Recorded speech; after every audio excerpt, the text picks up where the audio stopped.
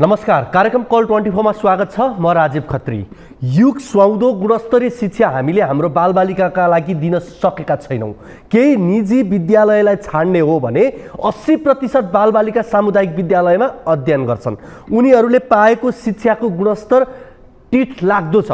कक्षा 12 को परीक्षाफल हालसालै मात्रै प्रकाशित भयो, जहाँ 49% विद्यार्थी उच्च शिक्षा हासिल गर्न नपाउने गरी अनुत्तीर्ण भए।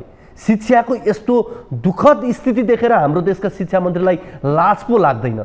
यो विषय दलहरूका लागि छलफलको विषय पनि बन्दैन।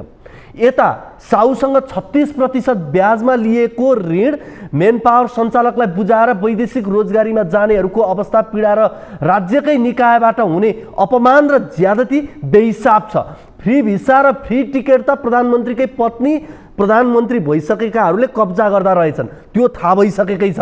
यो वा त्यो जुनसुकै भुक्तमान सहर परदेशीकाहरूले आफ्ना सन्तानलाई आइफोन संस्कृतिमा पुर्याइदिएका छन्। नेपालमा भित्रिने रेमिटेन्स मुलुकभित्र एक रात पनि बास नबसी आइफोनको नाममा अमेरिका, पल्सरका नाममा भारत, जुत्ता कपडा त्यसै गरी अन्य सामानका नाममा चीन पुग्छ।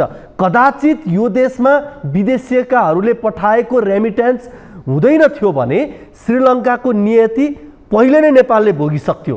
खाडी मलेसियाबाट भित्रने पैसाको आँकडा राख्नेहरू बीच तछाड मछाड छ, तर नेपालीहरू काठको बाकसमा किन फर्किरहेका छन् भन्ने विषयमा अलिकति मात्रै भए पनि चिन्ता गरिदिने कोही छैनन्। 13 वर्षमा 10,000 भन्दा बढी युवाले वैदेशिक रोजगारीका क्रममा ज्यान गुमाए। हामी यो भन्दैनौँ नेपाली युवाको ज्यान वैदेशिक रोजगारीमा मात्रै गएको, नेपालमा जाँदैन थियो। तथ्य के हो भने पैसामै डुबुल्की मार्ने मुलुकहरू नेपाली कामदारमाथिको शोषण, उनीहरूको सुरक्षाका लागि अपनाउनु पर्ने सावधानी, उनीहरूले अधिकारप्रति कहिले पनि जिम्मेवार भएनन्। कार्यस्थलमा हुने दुर्घटना, सडक दुर्घटना, आत्महत्या, हृदयघात आदि कारणले नेपाली युवाले ज्यान गुमाएका छन्। यस्ता कारणले हुने मृत्यु शून्यमा झार्न सकिन्न होला, तर न्यूनीकरण गर्न सकिन्थ्यो। 10,000 युवाको ज्यान गइसक्दा पनि यो देशका शासकलाई अब त केही गरौँ भन्ने बोध छैन। बस धिक्कार चाहिँ यही कुरामा लाग्छ। युवा जति खाडीमा लर्को लागेपछि गाउँ रितिएका छन्। गाउँघरमा बालबालिका र वृद्ध मात्रै देखिन्छन्। विदेशबाट कमाएको पैसाले पहाडका मानिसहरू तराई झर्ने क्रम तीव्र छ। पहाडका बस्तीहरू खाली हुँदै गएका छन्। छोरा वा छोरी विदेशमा छन् भन्ने कुरालाई प्रतिष्ठाको विषय बनाउने गरिएको छ। यो अर्थमा विदेश जान नयाँ पुस्तामाथि मनोवैज्ञानिक दबाव सिर्जना भइरहेको छ। विदेशिनु व्यक्तिगत पारिवारिक बाध्यता मात्रै होइन, हालका लागि राष्ट्रिय आवश्यकता पनि भएको छ। विदेशमा भएकाहरूलाई नेपाल फर्काउने हो भने उनीहरूका लागि रोजगारीको कुनै व्यवस्था छैन। रेमिटेन्स नहुने हो भने अर्थतन्त्र चल्ने अवस्था पनि छैन। तर एउटा व्यक्तिले राजधानी बनाउँदादेखि विदेश उड्दा र विदेशमै हुँदा पाएको हन्डर हिसाब गर्ने हो भने त्यहाँ राज्यको जिम्मेवारी कहीँ कतै देखिँदैन। सुरुमा नागरिकता प्रमाणपत्र, त्यसपछि राष्ट्रिय परिचय पत्र, त्यसपछि राजधानी, त्यसपछि श्रम स्वीकृतिसम्मका प्रक्रिया पूरा गर्दा एउटा व्यक्ति पटक पटक 1000 पटक अपमानित र हैरान भइसक्छ। केही अघिसम्म त त्रिभुवन अन्तर्राष्ट्रिय विमानस्थलमा वैदेशिक रोजगारीमा जानेहरूको बेग्लै लाइन थियो, उभिनु पर्थ्यो बेग्लै लाइनमा। विदेश जाँदा आउँदा कुनै समस्या पर्दा हार गुहार गर्दा प्रहरी प्रशासनको चक्कर काट्दा कहीँ पनि एउटा नागरिकले ससम्मान व्यवहार पाउँदैन, तिरस्कार र अपमान मात्रै पाउँछ। मानव नेपाली कामदारको भाग्य नमेटिने लकीर हो। यता हामीले अपनाएको निर्वाचन प्रणाली र अहिले पाएको जनादेशले सांसद वर्दीको किनबेच हेर्न धेरै अब समय कुर्नु पर्दैन। उता अब लोकतन्त्रको मुकुण्ड लगाएका दलालहरूले कुनै दिन राजनीतिक नेतृत्वलाई विदेशबाट भित्रेको रेमिटेन्सको 5%, कङ्ग्रेसलाई 4%, एमालेलाई 3%, माओवादी र 2% लेबीको रूपमा साना दलहरूलाई बुझाउनु पर्ने सल्लाह दिए भने कसैले आश्चर्य नमाने हुन्छ। रोजगारीको खोजीमा बेदिसन बाध्य, लाखौंको पीडा बढ्दो छ। घुसखोरीबाट राज्य संयन्त्र आक्रान्त छ। सरकारले दिने तलब हाजिरी बापत र कामका लागि अतिरिक्त असुल्नु पर्ने अघोषित नियम बन्दै गएको छ। यहाँ गरिबसँग होइन, गरिबीसँग लड्ने राजनीतिक संस्कार चाहिएको छ। तर पासपोर्ट विभागदेखि विमानस्थलसम्म लाइनमा उभिएकाहरूलाई जति सकिन्छ चुस्न मात्र राज्य र तिनका कर्मचारी उद्धत छन्। विदेश पठाएको रेमिटेन्स त चुसेका छन् नै। जीवनदेखि हारेर काठका बाकसमा फर्किएकाहरूप्रति राज्यका नेतृत्व सुडो तेर्सिएर बसेका छन्। दर्शकवृन्द, यी र यस्तै विकृतिका अन्य विषय आजको कल 24 मा हामीले समावेश गरेका छौँ। यसको अलावा तपाईहरूको गुनासोलाई हामी कार्यक्रममा प्रत्यक्ष समेट्नेछौँ। दर्शकवृन्द, तपाईका पनि कुनै समस्या जिज्ञासा अभिव्यक्ति छन् भने हामीलाई फोन गर्न सक्नुहुनेछ। हाम्रो टोल फ्री नम्बर 1660 012 2424, एनसीएल नम्बर 98 015 72 424 र एनटीसी 97 45 61 56 54 मा कल गर्न सक्नुहुनेछ। तपाईले एनसीएल को नम्बरमा भाइबर मार्फत पनि गुनासाहरू टिपाउन सक्नुहुनेछ। कार्यक्रमको सुरुवातमा लागौँ पहिलो रिपोर्टतर्फ। तस्करीको झण्डै 61 किलो सुन र इलेक्ट्रिक सिगरेट भेपबाट बरामद भएको 9 किलो सुन प्रकरणको अनुसन्धान जटिल मोडतर्फ धकेलिएको छ। बाहिर आएका तथ्य र प्रमाणका आधारमा अनुसन्धानको सुई सरकारको नेतृत्व गरिरहेको माओवादीकै केही प्रभावशाली नेतातर्फ सोझिएपछि अनुसन्धान प्रभावित हुने अड्कलबाजी सुरु भएका छन्। यस्तोमा सरकार आफ्नो सुशासन र भ्रष्टाचार विरुद्धको अभियानमा दृढ रहन्छ या आफ्नाहरूको बचाउमा उत्रिन्छ? विशेष गरी महरा परिवारमाथि प्रचण्डको आन्तरिक रणनीति कस्तो छ त? हेरौँ यो रिपोर्ट। निकायले छानबिन गर्ने हो, राज्य अर्को निकायले मेरो माथि छानबिन गरोस्, म त्यो छानबिनको लागि तयार छु र के सजाय भोग्ने म दोषी ठहरे भने म त्यसको लागि तयार छु। रोक्नुपर्ने रोक्नु, छोड्नुपर्ने छोड्नु, इलाम गर्नुपर्ने जे गर्नुपर्ने कानुन अनुसार गर्नु, यति हो।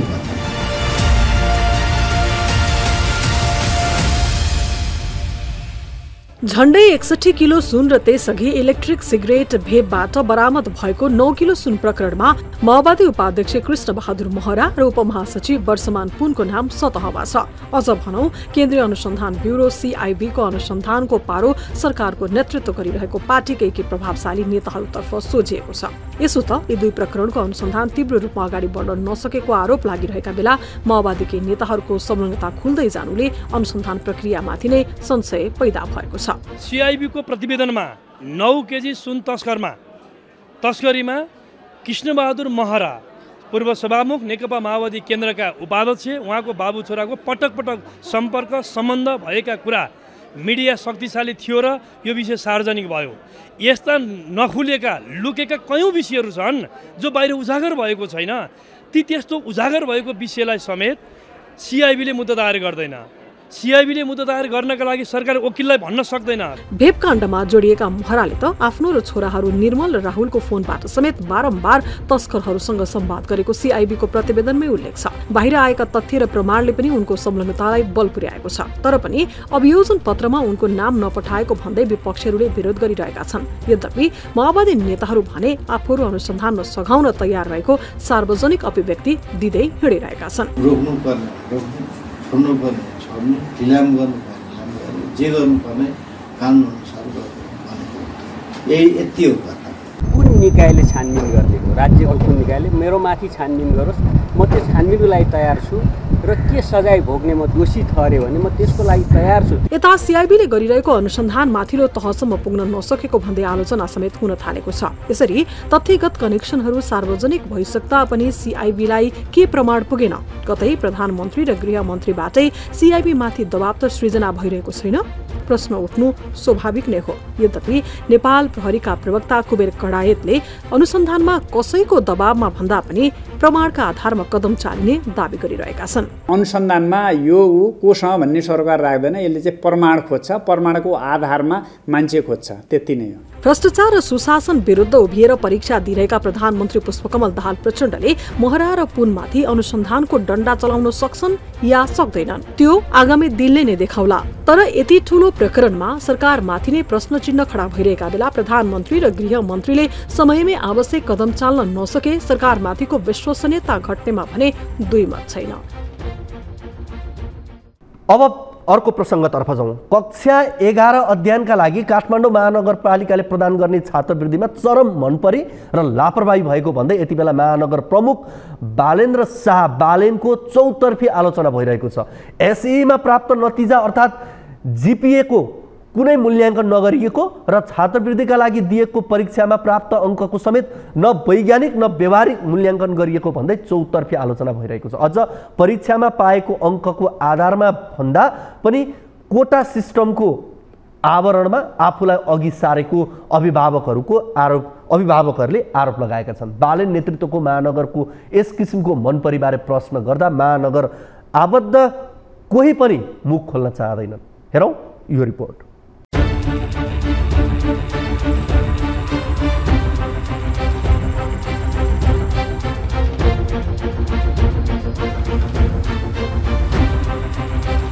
काठमाडौँ महानगरपालिकाले कक्षा 11 मा ध्यान गर्ने विद्यार्थीहरूलाई प्रदान गर्ने भनिएको छात्रवृत्तिमा चरम मनपरी भएको पाइएको छ। महानगरले सोमबार सार्वजनिक गरेको पहिलो भर्ना सूचीमा नाम भएका अधिकांश विद्यार्थीहरू नै भर्नाबाट वञ्चित भएपछि यो मनपरी सतहमा देखिएको हो। यसरी विद्यार्थीको भर्ना प्रक्रियामै समस्या देखिएपछि महानगरले 2 दिनको समय दिएर म्याचिङको नतिजा चित्त नबुझे निवेदन दिन सूचना जारी गर्यो। सोही सूचनाका आधारमा सोमबार र मङ्गलबार गरी सयौंको संख्यामा विद्यार्थीहरू आफ्नो निवेदनसहित महानगरको शिक्षा विभागमा पुगे। महानगरले उनीहरूको निवेदन त लियो, तर त्यसको आधार र प्रमाण भने केही पनि दिएन।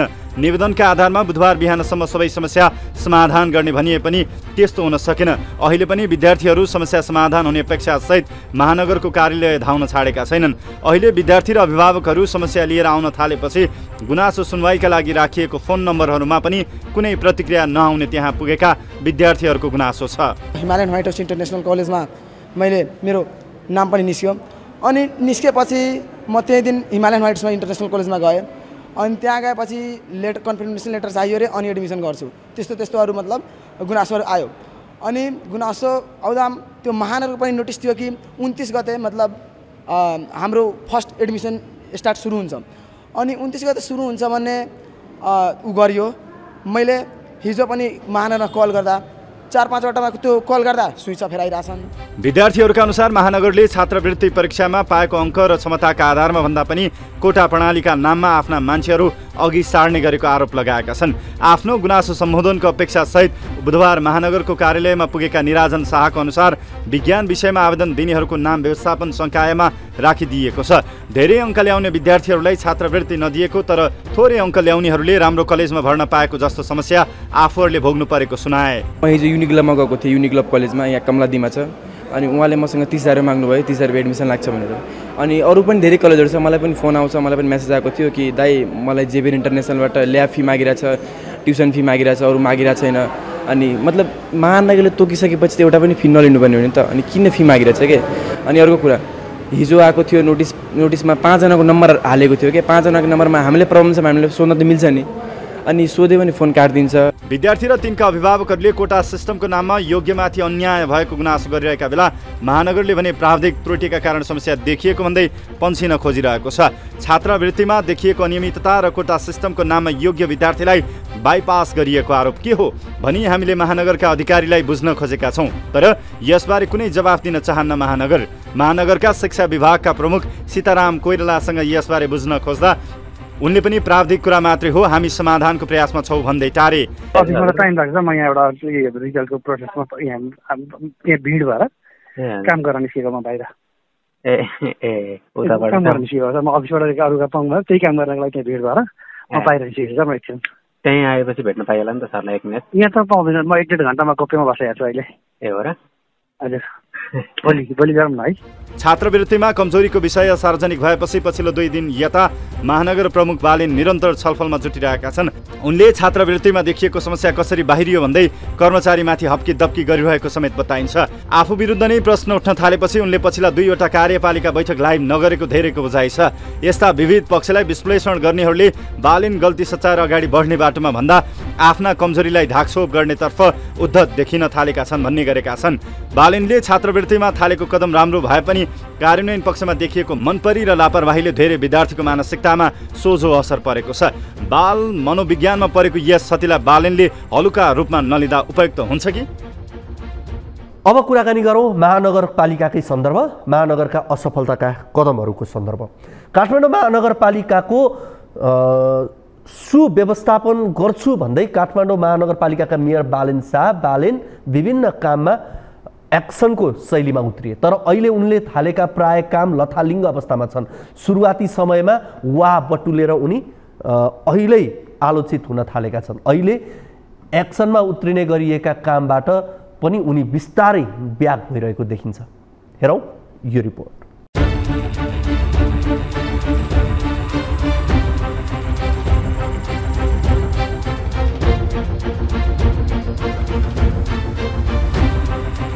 सुरुवाती चरणमा महानगर सुधारका विभिन्न एजेन्डा बोकी एक्सनमा उत्रेका मेयर बालेन अपरिपक्व कदमकै कारण ब्याक हुनु परिरहेको छ। मेयर बालेनले बाहिर वावै बटुल्न सामाजिक सञ्जाललाई राम्रै प्रयोग गरेको, तर उनले वास्तविकतामा महानगरभित्र सुशासन कायम नगरी आफ्नालाई पोस्ने मात्रै गरेको आरोप लागिरहेको छ। उनले केही व्यक्तिलाई साथमा लिएर कानुनी पक्ष, सामाजिक एवं सांस्कृतिक पक्षलाई बेवास्ता गर्दै सस्तो लोकप्रियताका लागि काम गरिरहेको आरोप पनि लागिरहेको छ। कामको शैलीमा उनी अपरिपक्व रहेको टिप्पणी पनि भइरहेका छन्। उनले थालेका केही कदम र त्यसबाट ब्याक हुनु परेको अवस्थाले पनि बालेन अपरिपक्व शैलीमै हुन् कि भन्नेमा बल पुगेको देखिन्छ। यी हुन् मेयर बालेनले थालेका एक्सन र ब्याक हुनु परेका क्षेत्र। कुहिने र नकुहिने फोहोर नछुट्याए कारबाही गरिने सूचना जारी, तर सूचना जारीको 1 वर्ष हुँदा पनि भएन कार्यान्वयन। टुकुचा खोला संरक्षण गर्ने भन्दै उत्खननका लागि डोजर प्रयोग, तर रित नपुगेको भन्दै अदालतबाट रोक। काठमाडौँ महानगर वडा नम्बर 11 स्थित विष्णुमती किनारको सुकुम्बासी बस्ती हटाउन नगर प्रहरी परिचालन, तर विकल्प बिना जनतालाई घरबारविहीन बनाउन खोजेको भन्दै चौतर्फी विरोधपछि एक्सन ब्याक। सार्वजनिक शौचालय मैत्री महानगर बनाउने भन्दै महानगरमा सञ्चालित कार्यालय एवं व्यवसायहरूका शौचालय प्रयोग गर्न दिन निर्देशन, तर केही दिनको चर्चापछि कसैले प्रयोग गर्न दिएनन् शौचालय। व्यावसायिक भवनमा निशुल्क पार्किङ गर्न दिन निर्देशन, तर यो कदम पनि कानुन विपरीत हुँदा अदालतबाट रोक। थापाथली स्थित नर्विक अस्पतालमा डोजर लगाउने कदम, तर यो कदम पनि कानुन विपरीत। भद्रकुमारी घलेद्वारा सञ्चालित आश्रम भत्काउन डोजर प्रयोग, तर उचित व्यवस्थापनमा बेप्रवाह, अदालतबाट समेत बालेनको कदममा रोक। यति मात्र होइन, सिस्टोलमा फोहोर व्यवस्थापनमा देखिएको लफडा, फुटपाथ व्यवस्थापन गर्ने भन्दै अवैधानिक संरचना भत्काउनेदेखि सार्वजनिक जग्गा संरक्षण गर्ने नाममा शहर क्षेत्रको लथालिङ्ग अवस्थाले पनि बालेनले पूर्व तयारी बिना काम गरिरहेका छन् भन्ने बुझ्न सकिने बताउँछन् पूर्वाधार बेल। कोठामा बसेर 2-4 जना बसेर लन्ठालुन्ठु गरेर ठोक्ने ल यहाँ भत्काइदिने यहाँ उ गर्दैन, उहाँको इन्टेन्सन राम्रो भए पनि प्रक्रियागत एकदम त्रुटिपूर्ण छ र त्यसैले उहाँ ब्याक पनि लोप्रे कान लाएर ब्याक पनि हुनु परिरहेछ। काठमाडौँमा व्यवस्थित र वैज्ञानिक सहरीकरण छैन, जसले गर्दा सम्पदाको सहरलाई कङ्क्रिटको जङ्गल भयो भनी विश्लेषण हुने गरेको छ। प्रदूषण, ट्राफिक जाम, फोहोर, खानेपानी, थल निकास जस्ता विकराल समस्या समाधानको विषयमा महानगरले सकारात्मक सन्देश दिन सकेको छैन। दीर्घकालीन सोच बिनाका कामले काठमाडौँलाई थप अस्तव्यस्त बनाइरहेकाले महानगरको नेतृत्वले वैज्ञानिक व्यवस्थापनका लागि नीतिगत र कार्यगत शैलीलाई समान तौरले अघि बढाउनु आवश्यक रहेको देखिन्छ। अब कुराकानी गरौँ बाँसगढी बजार जहाँ डुबानको समस्या रहेको सन्दर्भ। बर्दियाको बाँसगढी नगरपालिका पूर्व पश्चिम राजमार्गमा अवस्थित छ। भौतिक विकासका दृष्टिकोणले पनि चुस्त दुरुस्त देखिने बाँसगढी नगरपालिका पछिल्ला वर्षहरूमा सामान्य वर्षा हुँदा समेत डुबानको समस्याले ग्रस्त हुने गरेको छ। 2074 सालदेखि अहिलेसम्म 2 स्थानीय सरकार परिवर्तन भइसके, तर बाँसगढीका स्थानीय डुबानको समस्याबाट मुक्त हुन भने सकेका छैनन्। बर्दियाबाट टिभी जर्नलिस्ट ज्योतिपन्थीको यो रिपोर्ट हेरौँ।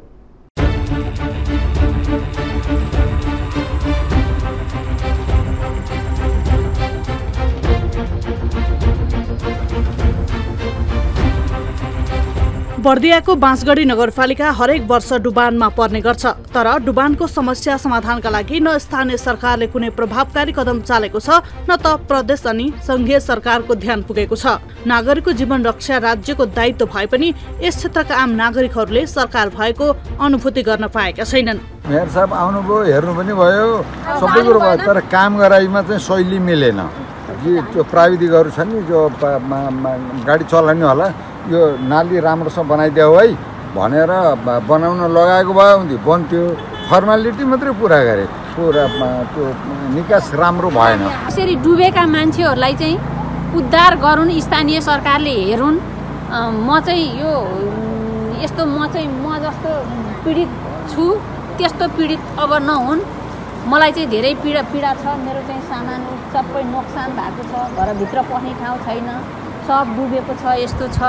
अब मैले यो चाहिँ हाम्रो चाहिँ यो बाँसगढी नपाएको स्थानीय सरकारले चाहिँ केही गर्छ जस्तो लागेन, गर्दैन। सामान्य वर्षा हुँदा समेत डुबानको समस्या भोग्नुले स्थानीय सरकारले पनि खास ध्यान नदिएको बुझाउने स्थानीय बताउँछन्। बाँसगढीका विभिन्न स्थानको जमिनमा खाडलहरू रहेका छन्। यी खाडल पुरेर जमिनको तह उच्च बनाएर बिक्री गर्ने प्रवृत्ति बढिरहेको छ। यसरी अव्यवस्थित रूपमा भइरहेको जमिन प्लटिङको कामले बाँसगढी बजार क्षेत्र डुबानको थप मारमा परिरहेको छ। उचित ढल निकास नहुनु र ढल निकासको पानी बाहिर जाने कुलामाथि समेत घर निर्माण हुनुले समस्या बढाइरहेको छ। सम्बन्धित ठाउँमा पुर्याउनको लागि हाम्रो डुबानमा परेको बाँसगढी नगरपालिका अन्तर्गतको बाँसगढी खानेपानी चोकमा आएर केही कुराहरू रिपिटिङ गर्न आउनुभएको हजुरलाई सबभन्दा धन्यवाद। हामी साह्रै मर्कामा छौँ। तपाईँलाई धन्यवाद दिइरहँदा पनि हाम्रो आत्मा जलिरहेको छ। यहाँका जनप्रतिनिधि भनाउँदाहरू अहिलेसम्म देख्न पाइएको छैन। भौगोलिक अवस्था, जथाभावी हुने विकासका काम र प्रकृतिमा मानव अतिक्रमण जस्ता कारणले मनसुनजन्य प्रकोप बढ्दै गएको छ। त्यसैले जोखिम कम गर्न सरकारी पूर्व तयारी हुनुपर्ने हो। तर अब निकास खोज्छौं भन्दै हरेक वर्षायाम टारिरहेको छ बाँसगढी नगर सरकार। खास गरी अब हामी बाढीबाट जे खालको हाम्रो पालिकामा प्रभाव परिरहेको छ, पानीका निकासहरू जुन बन्द भएका छन् त्यसलाई सम्बन्धित वडाले सरकारवालाहरूसँग छलफल गरेर त्यसलाई कसरी निकास निकाल्न सकिन्छ भन्ने विषय सम्बन्धित वडा अध्यक्षज्यूहरूलाई छलफल गर्नका निम्ति र त्यो कामलाई पहल कदमी दिनका निम्ति हामीले निर्णय गरेका छौँ। खोलामाथि नै घर निर्माण हुनु, पानीको उचित निकास मिलाउन नसक्नु र बाँसगढी बजार क्षेत्रमा भएको जग्गाहरू अव्यवस्थित तरिकाले माटो पटान गरेर जग्गा बिक्री वितरण हुनु बाँसगढी बजार डुबानका मुख्य कारण हुन्। यसतर्फ सरकारवाला निकायले बेलैमा ध्यान दिन जरुरी देखिन्छ। अब कुराकानी गरौँ ग्रेड प्रणालीको। कुनै पनि विद्यार्थी परीक्षामा अनुत्तीर्ण नहुन् भन्ने धारणाको सरकारले 2072 सालदेखि नतिजामा ग्रेड प्रणाली लागू गर्यो। निर्देशिका नै बनाएर ग्रेडिङ प्रणाली कार्यान्वयनमा ल्यायो। तर 2078 मा सरकारले जारी गरेको लेटर ग्रेडिङ निर्देशिका 2078 अनुसार विद्यार्थी उत्तीर्ण हुनका लागि कम्तीमा 35 अङ्क ल्याउनै पर्ने व्यवस्था लागू गरियो। नतिजाका विषयमा सरकारले अव्यावहारिक शैली देखाएपछि अहिले 100 विद्यार्थी माथिल्लो कक्षामा भर्ना हुन अयोग्य भएका छन्। टिभी जर्नलिस्ट अस्मिता तिवारीको यो रिपोर्ट हेरौँ।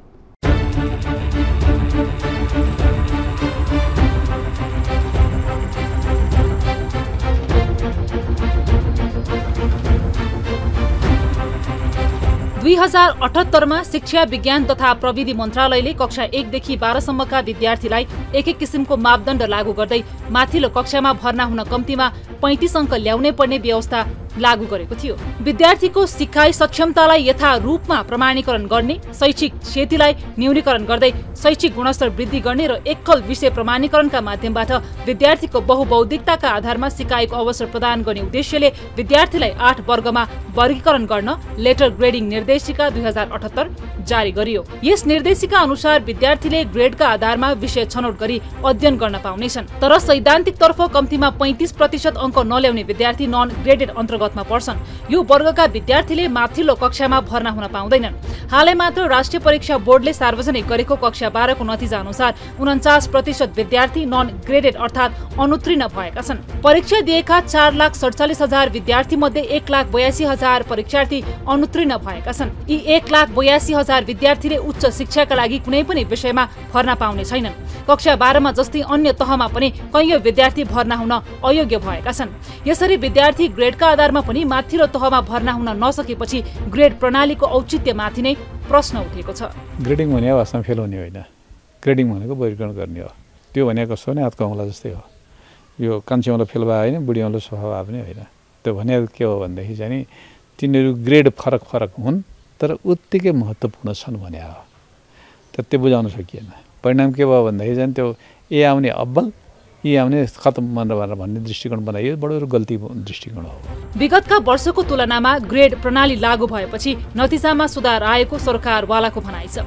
हालै मात्र सार्वजनिक भएको कक्षा 12 को नतिजामा गत वर्षको तुलनामा 4% सुधार भएको राष्ट्रिय परीक्षा बोर्डले जनाएको छ।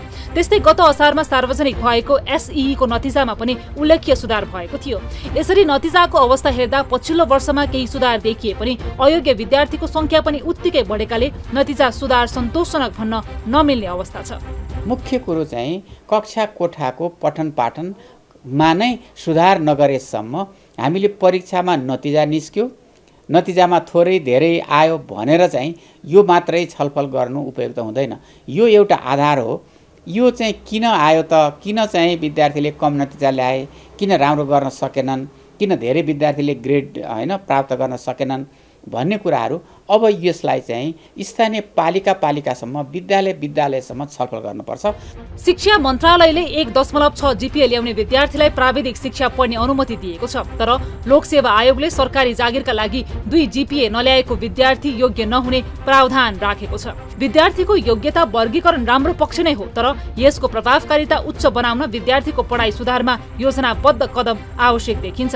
नन ग्रेडको संख्या बढ्दै जाने हो भने समग्र शिक्षा क्षेत्रमा नै यसले नकारात्मक प्रभाव पार्ने पक्का छ।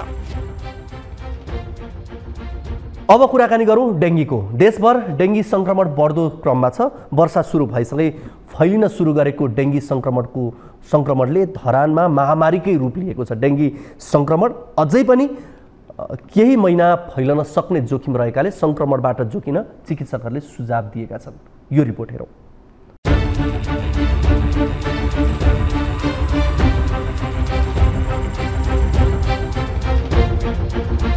डेङ्गी संक्रमण हाल 75 जिल्लामा फैलिसकेको छ। पुस अन्तिम सातादेखि साउन 31 गतेसम्म 75 जिल्लामा 14,357 जनामा डेङ्गु संक्रमण पुष्टि भएको छ। संक्रमित मध्ये 10 जनाको मृत्यु भएको एपिडेमियोलोजी तथा रोग नियन्त्रण महाशाखाको तथ्याङ्कमा छ। महाशाखाको तथ्याङ्क अनुसार 4 वटा जिल्लामा 500 भन्दा बढी बिरामी पुष्टि भएको छ। देशभर देखिएका कुल संक्रमित मध्ये सबैभन्दा बढी सुनसरीमा 7,495 जना रहेका छन्। काठमाडौँ उपत्यकामा पनि संक्रमितको संख्या दिन प्रतिदिन बढ्दो क्रममा छ।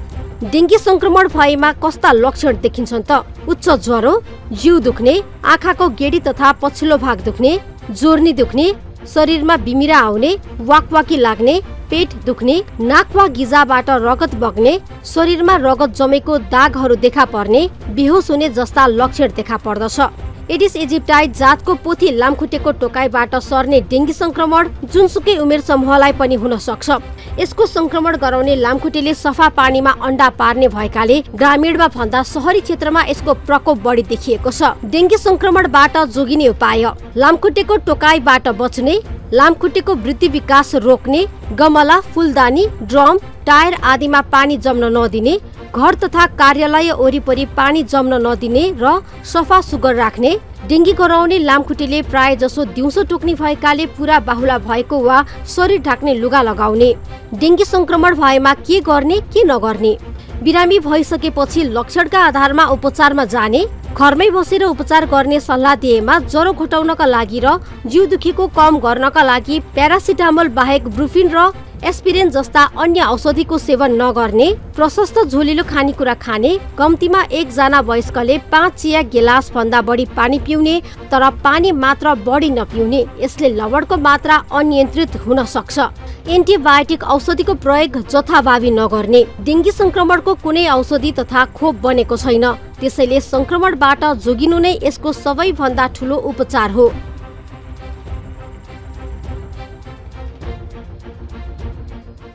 अब कुराकानी गरौँ किसान धरनाको। कञ्चनपुरको दोधारा चाँदनी नगरपालिकामा किसानहरूले नगरपालिकाका कर्मचारीहरूलाई कार्यालय प्रवेशमा रोक लगाएका छन्। नगरपालिकामा सेवा दिने विषयमा किसानहरूले गेट बन्द गरेर गाई बाँधेर धरना दिएपछि नगरपालिकाबाट पाउने सेवा प्रभावित भएको छ। बिहिबार नगरपालिकाबाट हुने पशुपक्षी निकासी पैठारीको ठेक्कामा अनियमितता भएको र किसानलाई दुःख दिने काम भएको भन्दै किसानले नगरपालिका बन्द गर्दै धरना दिएका हुन्। कञ्चनपुरबाट सुरेश भट्टको यो रिपोर्ट हेरौँ।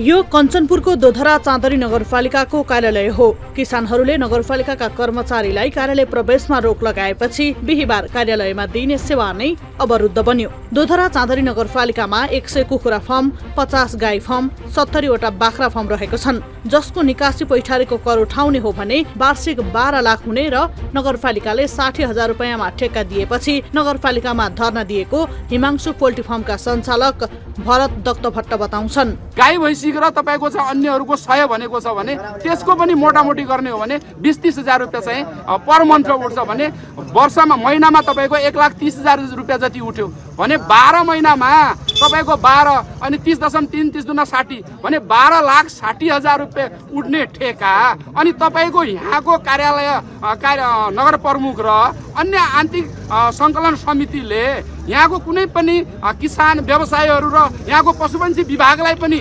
समन्वय नगरी जुन मिलोमतोमा ठेका दिएको छ सरासर त्यो बदमासी भएको छ। देशमा कृषि आत्मनिर्भर बनाउने नारा लगाउने नेताहरूले कृषिमा नै कर लगाई स्थानीयको ढाड सेक्ने गरी काम गरेको र अनुदान दिने किसानलाई कर लगाएको भन्दै धरना दिएका हुन्। अन्य नगरपालिकामा 90 किसिमको भ्याक्सिनहरू वितरण भइरहेको छ। अन्य नगरपालिकाले किसानहरूलाई अनुदान दिन्छ। अन्य नगरपालिकाले किसानहरूको लागि भनेर सहुलियत कर्जाको व्यवस्था गरेको छ। तर हाम्रो नगरपालिकाले यहाँ पैठारी निकासीबाट कर लिएको छ जुन हामी किसानहरूको लागि अहित छ। दोधरा चाँदनी नगरपालिकाले नगरपालिकाबाट हुने पशुपक्षी निकासी पैठारीको कर उठाउने ठेक्का दिमुक निर्माण सेवालाई वार्षिक 60,000 रुपियाँमा दिएको थियो। नगरपालिकाले दिएको ठेक्का रद्द गर्न नसकिने हुनाले करको बारेमा ठेकेदारसँग छलफल गरिएको र कुखुरा व्यवसायबाट उठाएको कर सेवाग्राहीलाई नै सेवा दिने नगरपालिकाको भनाइ छ। उहाँहरूले भनेका कुराहरू ठ्याक्कै हामीले गर्न सकिएन किनभने कानुनी रूपमा हामीले चाहिँ ठेक्का लगाइसकेको कुरा अब ठेक्का क्यान्सल हुनुपर्छ यो हुनु हुँदैन भन्ने उहाँहरूको चाहिँ माग थियो। तर त्यो नीतिगत रूपमा चाहिँ हामीले गर्न नसक्ने भएको कारणले नमिल्ने भएको कारणले पनि गरिएन र उहाँलाई दिने सुविधा जो नगरपालिकाले दिनुपर्ने हो त्यो हामीले दिन्छौँ। कुखुरा व्यवसायबाट उठाएको कर सेवाग्राहीलाई नै सेवा दिने नगरपालिकाको उक्त निर्णय लिखित हुनुपर्ने किसानको माग छ। यदि माग सम्बोधन नभए आन्दोलनले उग्र रूप लिने किसानहरूले चेतावनी समेत दिएका छन्।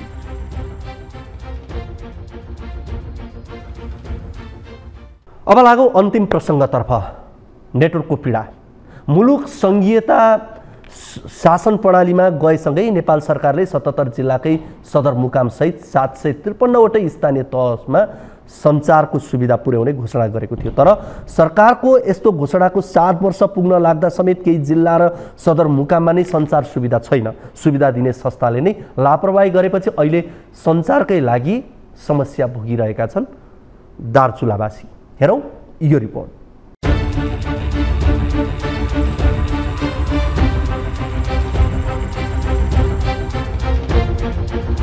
नेपाल टेलिकमको लापरवाहीका कारण दार्चुला जिल्लाको सदरमुकाममै नेटवर्कले काम गर्दैन। मोबाइलमा सिग्नल देखाउँछ तर न फोन सम्पर्क सजिलै हुन्छ न त इन्टरनेट चल्छ। अहिलेको समय प्रविधिको युग हो तर दार्चुलावासीले वर्षौंदेखि नेटवर्क समस्या झेल्दै आएका छन्। त्रिदेशीय नाका भएको संवेदनशील जिल्लामा नेपाल टेलिकमले थप सेवा उपलब्ध गराउनु पर्नेमा आवश्यक पर्दा मोबाइलबाट फोन कल गर्नसम्म कठिन हुने स्थानीय बताउँछन्। सीमानाको पीडा भोगिरहेका दार्चुलावासीहरू नेपाली नेटवर्कको समस्याको कारण जिल्लाको सदरमुकाममै भारतीय सिम प्रयोग गर्न थालेका छन्।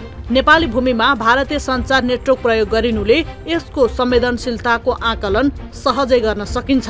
मेरो प्रश्न रहेको छ नेपाल टेलिकमलाई हाम्रो यहाँ दार्चुलामा कहिले आउँछ त हाम्रो यहाँ टावर रामृष्ट हाम्रो यहाँ खलङ्गामा बस्ने मान्छेहरूलाई त यस्तो अभाव भएको छ नेटवर्कको सम्बन्धी भनेपछि गाउँको मान्छेहरूलाई कति अभाव भएको होला। टेलिकमले सेवाग्राहीबाट तोकेको महसुल लिएपछि सेवाग्राहीलाई राम्रो सेवा सुविधा दिने दायित्व टेलिकमको हो तर टेलिकमले त्यसतर्फ कुनै ध्यान दिएको छैन। टेलिकमको यो प्रवृत्तिका कारण कतै टेलिकमका कर्मचारीले भारतीय टेलिकमसँग मिलेमतो गरेर आर्थिक साँठगाँठ त गरिरहेका छैनन् भनी स्थानीयले आशंका गरेका छन्। यसको चाहिँ म घोर टेलिकमको ध्यान आकर्षण गर्न चाहन्छु। टेलिकमले यस बारेमा गम्भीरतापूर्वक लियोस् र आम नेपाली जुन सेवाग्राहीहरू छन् दार्चुलाको जो सेवाग्राहीहरू छन् ती सेवाग्राहीहरूको हातमा जुन अहिले इन्डियन सिमहरू बोक्नुपर्ने परिस्थिति छ। डाटाका लागि इन्डियन सिम बोकेर डाटा चलाउनु पर्ने नेट चलाउने जुन बाध्यता छ त्यो बाध्यताको अन्त गर्ने वातावरण नेपाल टेलिकमले सिर्जना गर्नुपर्छ। दार्चुलाको 9वटा स्थानीय तहमा 34वटा नेपाल टेलिकमको टावर सञ्चालित छन्। 10वटा निर्माण सम्पन्न भइसकेका छन् भने 2वटा सर्वे हुन बाँकी छ। यहाँ टेलिकमका टावर छन्, मोबाइलमा नेटवर्क पनि छ तर काम चाहिँ गर्दैन। यसको कारण बारेमा नेपाल टेलिकम कार्यालय दार्चुलाका प्रमुख केबी गुरुङलाई प्रश्न गर्दा केन्द्रले 1800 मेगाहर्ज बराबरको फ्रिक्वेन्सी छोड्न जति छिटो लाइसेन्स दिन्छ त्यति छिटो दार्चुलाको सबै ठाउँमा नेटवर्कले काम गर्ने भन्दै जवाफ दिन्छन्। लाइसेन्स नपाएको कारणले त्यो चाहिँ चल्न सकेको छैन र माथि बारम्बार हामीले यो कुरा हामी सोधिरहन्छौँ। सोद्धाखेरि प्रक्रियामा छ आउँछ भन्ने कुरा मात्र हामीले त्यो जानकारी पाउँछौँ र त्यसको के हो तथ्य कुरा चाहिँ नि हाम्रो माथि केन्द्रीय कार्यालयमा वायरलेस सेवामा मात्र त्यो चाहिँ नि बुझ्न सकिन्छ। पारी भारतले आफ्ना नागरिकलाई निशुल्क टेलिफोन नेटवर्क सेवा उपलब्ध गराउँदै आएको छ। यता वारी नेपालमा भने शुल्क तिरेर पनि न डाटा चल्छ न सहजै फोन सम्पर्क हुन्छ। सीमा क्षेत्रमा निकै संवेदनशील जिल्लाको रूपमा चिनिने दार्चुलाका टेलिकमको सेवा सुविधाको अवस्था यस्तो दयनीय हुँदा पनि नेपाल सरकार र टेलिकम कार्यालय गम्भीर नहुँदा सरकारवालाहरूले यस प्रवृत्तिलाई छिमेकी मुलुकसँग साटगाँठको शंका दृष्टिले हेरेका छन्। दर्शकवृन्द, आजको कार्यक्रमको निर्धारित समय करिब करिब सकिन लागिसकेको छ। अन्त्यमा यहाँहरूलाई फेरि पनि तपाईँका कुनै समस्या जिज्ञासाहरू छन् भने स्क्रिनमा देखिएका नम्बरहरूमा फोन गर्न आग्रह गर्दै अहिलेलाई भने बिदा लिन्छु। हवस् त, नमस्ते।